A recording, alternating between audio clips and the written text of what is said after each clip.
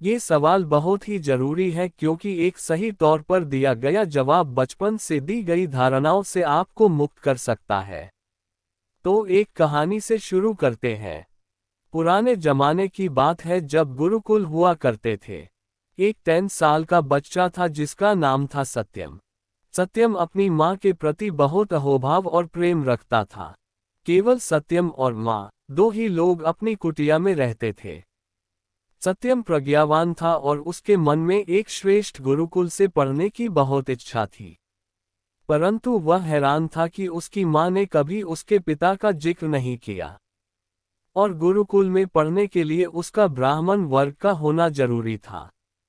सत्यम ने भी कभी पिता के लिए बहुत जिद नहीं की। वह अपनी माँ के साथ खुश था। परंतु अब बात ज्ञान अर्जित करने की थी। केवल 10 साल की उम्र में ही उसे भीतर ही भीतर यह मालूम था ये जीवन इतना छोटा नहीं हो सकता, और जीवन को पूर्ण रूप से समझने के लिए गुरुकुल में पढ़ाई और साधना करनी पड़ती है। तो उसने अपनी माँ से पूछा, माँ, कृपया मुझे मेरे पिता के बारे में बताइए ताकि मैं गुरुकुल में जाकर ज्ञान अर्जित कर सकूं। क्या मैं ब्राह्मण वर्ग से हूँ? माँ को उसमें एक परम ज्ञानी के गुण नजर आते थे। जीवन के प्रति उसका उत्साह और उसके गहरे सवाल माँ को असमंजस में डाल देते। माँ ने उसे कहा, सत्यम, आज मैं तुम्हें तुम्हारे पिता का पूर्ण सच कहती हूँ। इसके आगे तुम्हें देखना है कि क्या कोई गुरुकुल तुम्हें अपनाता है। आज तो हमारे पास छोटी कुटिया और खाना उगाने के लिए मैदान है, परंतु कई साल पहले मेरे परिवार में कोई भी कमाने वाला नहीं था, और माँ और बाप बहुत बूढ़े हो गए थे। जब बात मृत्यु पर आ गई और कोई भी उपाय ना रहा तो मैंने इस शरीर का उपयोग कर कमाई की और भोजन अर्जित किया। मैं कई पुरुषों के साथ रही। तुम्हारे पिता सत्य में कौन है, यह मुझे भी नहीं मालूम। इसी कमाई से मैंने तुम्हें पाला। मेरे पास कोई और साधन नहीं था। तुम किस वर्ग से हो मुझे नहीं मालूम। सत्यम बुद्धिमान था। उसे अपनी माँ की अवस्था समझ आई। उसने माँ को प्रणाम कर आशीर्वाद लिया और गुरुकुल जाने की आज्ञा मांगी। माँ के पास और कोई भी नहीं था, बस एक ही सहारा था, परंतु फिर भी उसे प्रेम सहित रवाना किया। सत्यम कई गुरुकुल में गया जहाँ उसे भर्ती नहीं किया गया। उसने माँ द्वारा बताई गई बात नहीं छुपाई।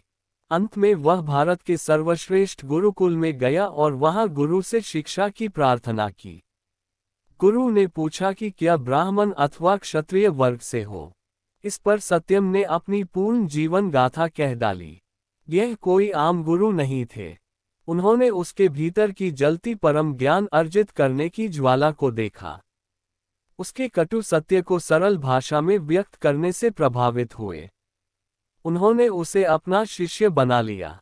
केवल 5 वर्ष में ही सत्यम ने वह सारी शिक्षा ग्रहण कर ली जो भी गुरु के पास थी।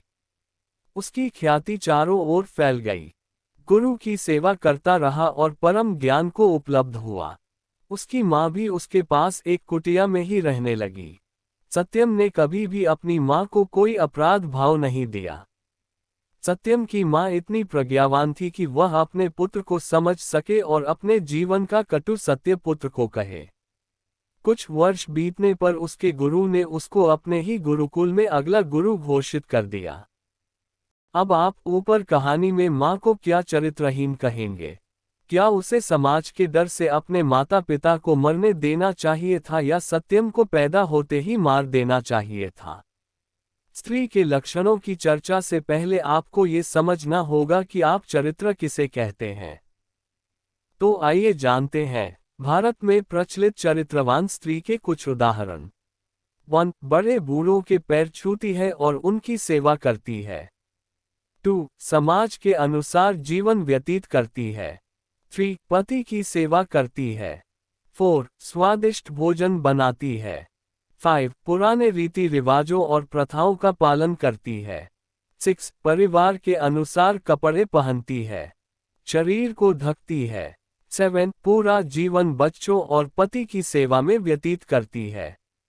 8. समाज द्वारा निर्धारित दायरे में रहती है और दूसरी स्त्रियों को भी उसी दायरे में रहने की हिदायत देती है। अब अगर किसी दूसरे मुल्क जैसे अमेरिका की बात करें तो चरित्रवान स्त्री के लक्षण कुछ ऐसे होंगे। 1. स्वयं कमाती है और अपने करियर के प्रति निष्ठावान है। 2. अपने जीवन के लिए दूसरे पर निर्भर नहीं है। 3. जीवन में अपने लिए स्वयं संकल्प और फैसले कर सकती हैं। 4. परिवार चलाने में सक्षम है और मर्द से आगे है। 5. दुनिया के दबाव में ना आकर अपने लिए स्वयं सही चुनाव करती है। 6. वहाँ कपड़ों से स्त्री चरित्र नहीं जोड़ा जाता, इत्यादि। तो ऊपर दिए गए उदाहरणों से आपको ये समझना होगा कि आपके मन पर बचपन से थोपी गई धारणाएं ही किसी दूसरे को चरित्रहीन या चरित्रवान बनाती हैं। इसीलिए चरित्र की परिभाषा स्थिति, वक्त और जगह के अनुसार बदल जाती है। तो स्त्री चरित्र क्या है, जो भी बचपन से आपको स्त्री के बारे में बताया गया कि उसे कैसे जीना चाहिए, कैसा दिखना चाहिए, कैसा काम करना चाहिए इत्यादि स्त्री चरित्र कहलाएगा। अब अगर कोई स्त्री आप पर समाज द्वारा थोपे गए चरित्र के अनुसार नहीं चलती, आप उसे चरित्रहीन कह देते हैं। आपके अंदर की धारणा ये निर्धारित करती है कि बाहर की स्त्री चरित्रवान है या चरित्रहीन। चरित्र और कुछ नहीं, बस मन की एक ट्रेनिंग या अनुकूलन है। इस मन पर छवि के आधार पर आप दूसरों को आंकते हैं। इसी छवि के आप गुलाम भी हैं, अन्यथा केवल देखने भर से कोई चरित्रहीन या चरित्रवान नहीं हो जाता। जब तक आपने किसी के पूर्ण जीवन को ना जान लिया, किसी के स्थान पर रहकर ना देख लिया, तब तक उसे सही तौर पर आंकेंगे कैसे?